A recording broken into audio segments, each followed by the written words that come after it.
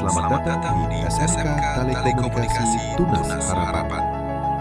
Sekolah yang menyiapkan generasi siap kerja, kreatif, dan berdaya saing global.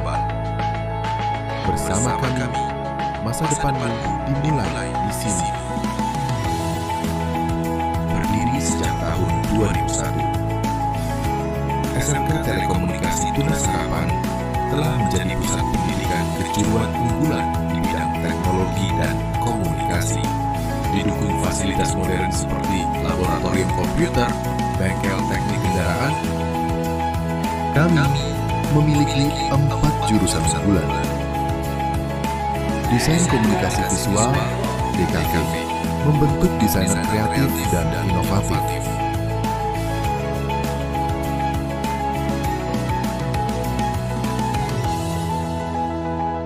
Assalamualaikum warahmatullahi wabarakatuh. Perkenalkan, nama saya Arif Lestiono dan saya ngajar di jurusan DKV kelas 1 dan kelas 3.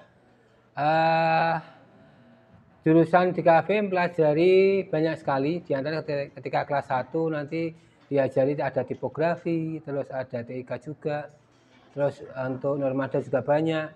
Kelas 2 nanti kamu akan belajar tentang fotografi, ya. Terus teknik pengambilan gambar, teknik pergerakan kamera, dan sebagainya. Nanti ada desain juga, ada gambar juga.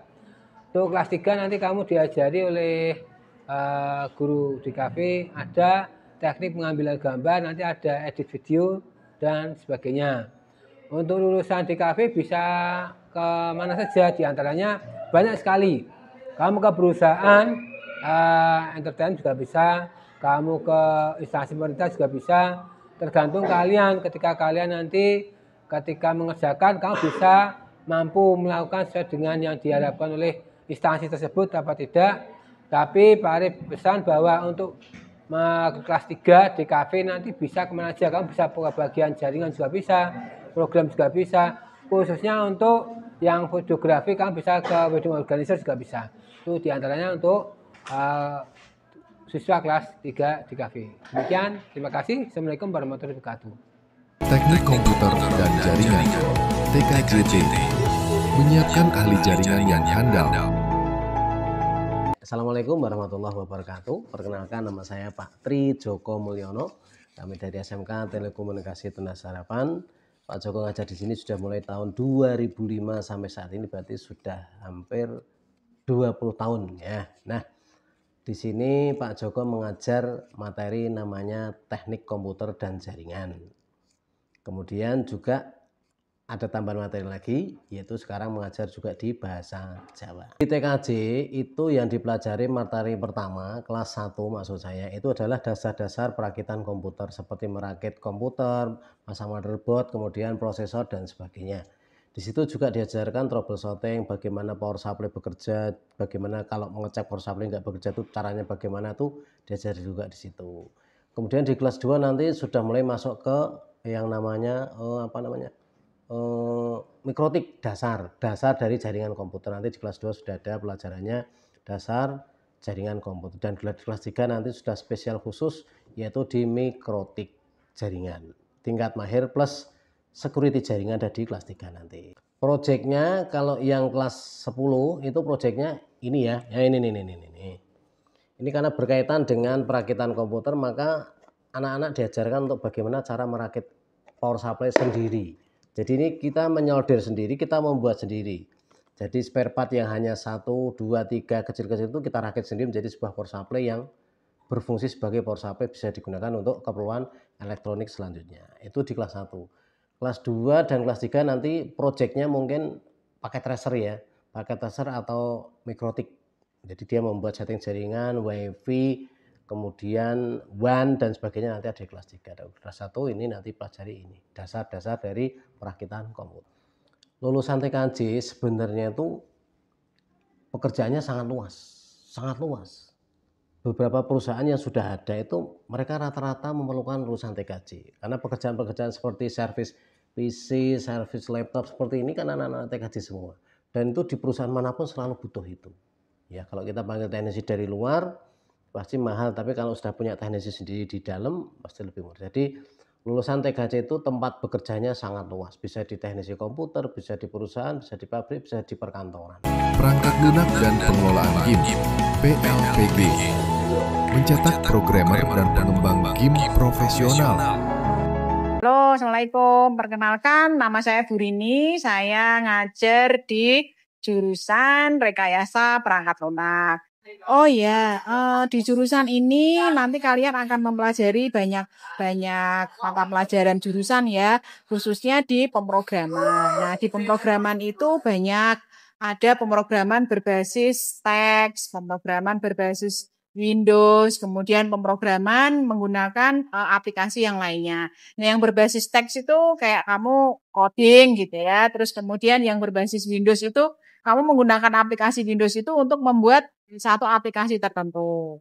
Ya, contohnya nanti bisa kalian pakai ini, misalkan contoh yang berbasis Windows ya, editornya dengan menggunakan editor yang sudah berbasis Windows. Seperti itu kurang lebih.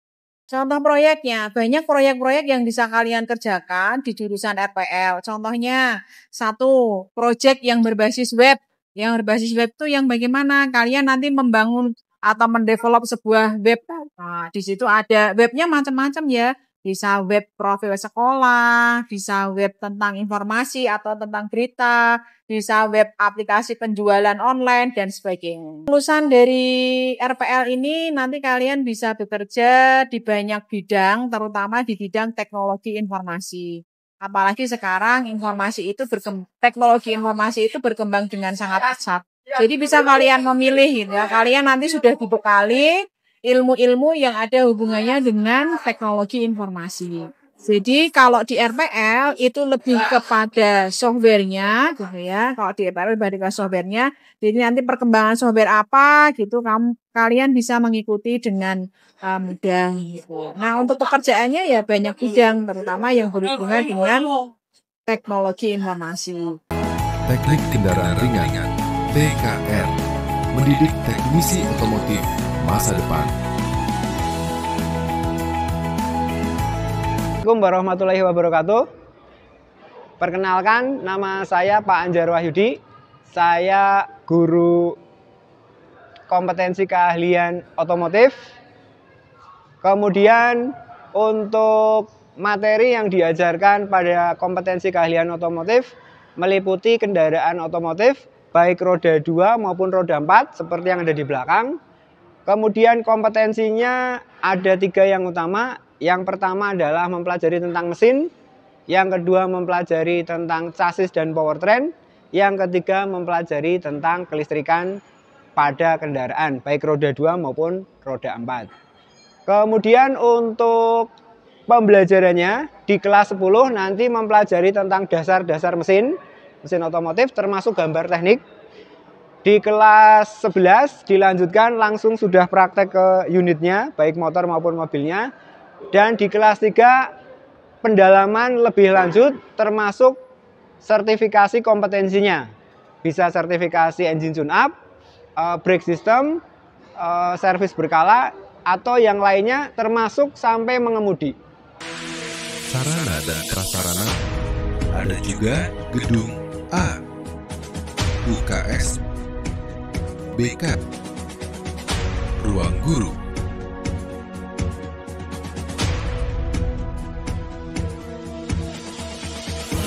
gedung B, gedung C,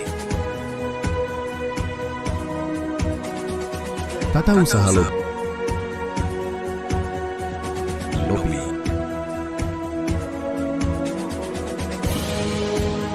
kepala sekolah, guru,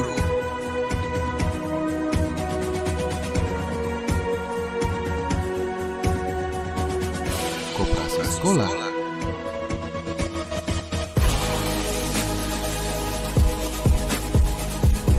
kantin di sekolah,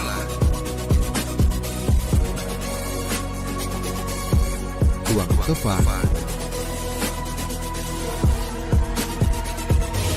ruang lab, ruang basket,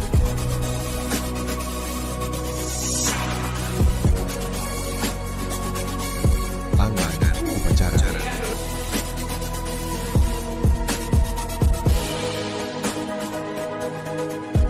sebagian untuk parkir motor. Gedung Yayasan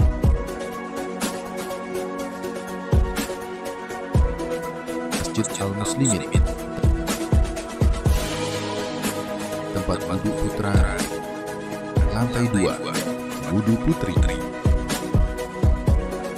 bidang humas, asrama putra,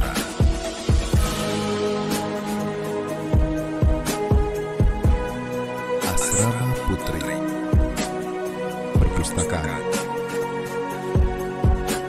Pendaftaran tahun ajaran 2025/2026 telah dibuka. Info lengkap di tunassarapan.info, hubungi 089 5641 76716. Masa depanmu dimulai di sini.